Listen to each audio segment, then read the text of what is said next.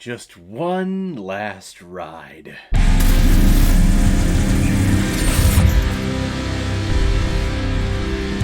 Guardians of the Galaxy Volume 3 released this weekend in 2023 and is written and directed by James Gunn, who started this whole thing. And this film is starring Chris Pratt, Zoe Saldana, Dave Bautista, Karen Gillan, Palm Clementif, the voices of Vin Diesel and Bradley Cooper, Sean Gunn, and Chukwudi Iwuji. The Guardians of the Galaxy have recently purchased the celestial entity and home world of Nowhere. And while they're doing renovations to make it their main headquarters, Rocket gets into a battle with Adam Warlock and is severely injured and on the brink of death. So in order to save their friend, the surviving Guardians need to delve into his past to discover where he came from and all of the inner workings that make him tick so that they can save his life. And they soon discover that he was created by the High Evolutionary, whose sole mission in life is to assimilate all life in the universe to shape it into what he would call perfection. And this film had an interesting way of getting produced and getting made. So when Avengers Endgame was released, James Gunn had recently turned in his script for Volume 3, but then Disney higher-ups saw that James Gunn tweeted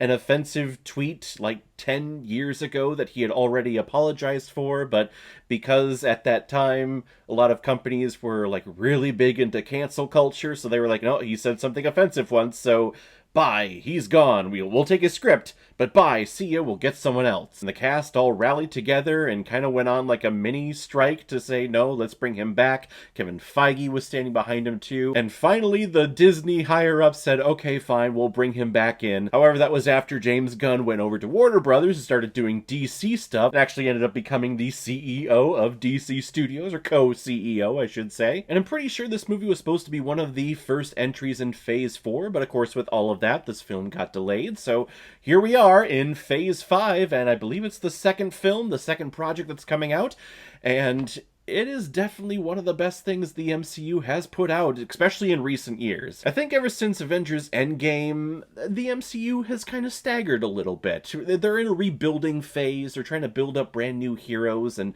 not everyone is latching on to those heroes as easily as they did with people like Captain America and Iron Man and Thor. So I feel like the MCU needed like a solid hit. We really haven't had a solid hit with them since like Spider-Man No Way Home. That was like the last universally beloved film that they have produced. And in my opinion, I would say that this is absolutely that. This is greatly needed in the MCU. It's an emotional thrill ride. It's billing itself as one last ride for the original Guardians, making you believe that I don't think a lot of the Guardians are gonna make it out of this one. And this is a spoiler-free review, so I am not gonna spoil anything, but I will say that your emotions are gonna be toiled with here. Holy crap. And not just within loss or the threat of losing one of our Guardians, there's a lot of, animal cruelty that happens in here. It's all CGI, so don't worry, there's no actual animals being harmed, but how the High Evolutionary goes about trying to evolve species and races and establish colonies on planets, he tortures animals and does terrible things. It's part of Rocket's backstory, and it's very hard to watch. All of you that have been following me for a while, you know I can't stand to see an animal death in my movies. Dogs, cats, rabbits, raccoons, I don't care. If an animal gets hurt or if an animal dies, I kind of freak out a little bit. And I had a sense that we were going to see something going into it, so I knew it was coming, and it happens pretty early on, and it's continued all throughout. I'm like, oh my god. Gosh, I gotta push through because this is the MCU, this is Guardians, I gotta keep going, but my god, I would have turned this off if this was any other thing. So please know that going into this movie, if you have children that you're taking to the theater, it may be a little difficult for them in some points. But this is the Guardians, this is James Gunn, this is Marvel. There is always going to be humor in all of these Marvel superhero films, and that continues here. There are some great and hilarious moments, especially coming from Drax and Mantis. They're just perfect. Drax, Dave Bautista, I think is the best thing in the entire MCU. I know he's publicly come out and said this is the last thing that he will ever do for Marvel, which makes me very sad because I want to see this character go on and on and on.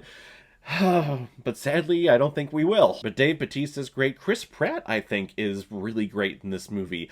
I feel they kind of missed the boat on his story. They're really focusing on Rocket here and his backstory and getting all the emotional moments with him. And we've already had those emotional moments with Star-Lord over the last two Guardians of the Galaxy movies. So I understand the want to kind of shift gears and focus on a different character, but there are some very powerful, or could have been very powerful moments in here for Star-Lord that I feel like we just breezed over a little bit. They mention at some points about how he left home very quickly when he was a kid. He watched his mother die, and then he ran away. He was picked up by Ravagers, and he left his entire extended family behind, never went back to check on them. And you can tell, like, there is a moment where we could have gone a little bit further, or at least delved into that just a little bit more, and we don't. We kind of just move on to our mission that we're going on to save Rocket. I don't know, I felt like we could have just gotten more of Star-Lord. And there are points in the first half of this movie where I do feel that it drags a little bit, so I feel like we could have had those emotional moments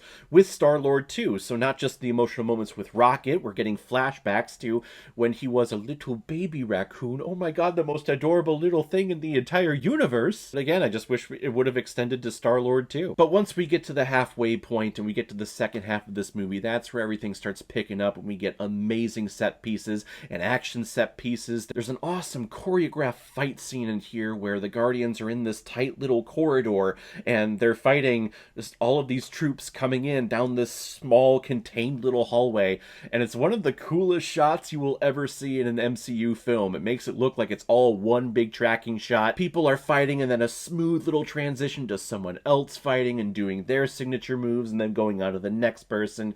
It's fluid, it's smooth, it's great to watch. I could watch that scene all day. It was amazing. The soundtrack to this movie is great. It's advanced from the 80s going into kind of the late 90s, early 2000s era. And I also think the score by John Murphy is fantastic. There is a beautiful theme that is played on the High Evolutionary ship at all points, and they explain what it meant. I can't remember exactly what it was, but it's just this soprano, and it reminded me a lot of Lord of the Rings when they were in the Elven Woods, and whenever the elves were on screen when they were in Rivendell. This felt very Lord of the Ringsy to me, and I love that music bit. I'm gonna be listening to this score, this original soundtrack, a lot. Guardians of the Galaxy Volume 3 is a must-watch. It's the kickoff to the summer blockbuster season of 2023, and it's fantastic. Is it the best of the MCU? In my opinion, no. For me, I don't even think it reaches the top 10. For me, for the MCU, I think the top 10 or top 12 are kind of solidified. I don't see them ever moving unless something just blows me out of the water. This one didn't blow me out of the water, but it's a solid film, and it's definitely towards the top, in the top 15 MCU films for me. If you love the Guardians of the Galaxy, if you loved Volume 2, then you're absolutely going to love Volume 3. This is my favorite out of the entire Guardians little universe and all 4 projects that they've put out. And if I were James Gunn, I would just be feeling very satisfied and accomplished. He created definitely the best film trilogy out of the entire MCU, out of all the other trilogies that we've gotten. It's a very satisfying conclusion. I want to see where it goes, but who knows if we will ever see these characters again, given what happens. Again, I'm not going to spoil it, but it's a very satisfying film, and I walked out of it being very happy and very hopeful for the future of the MCU. I'm going to give Guardians of the Galaxy Volume 3 4 out of 5 Blu-rays. I like it a lot. So guys, if you've seen the Guardians of the Galaxy Volume 3, what did you think about it? What is your ranking of all of the Guardians films, and what is your ranking after watching this of all of the MCU projects? Whatever you thought, comment below, let me know what you thought about it. And as always, if you like what you see here, if you like my take on movies, then hit the subscribe button, and make sure you hit that bell so you know the next time I release my next movie review. So guys, I will see you next time on the channel, but in the meantime, be well, be good to each other, and go watch a movie. Take care, guys.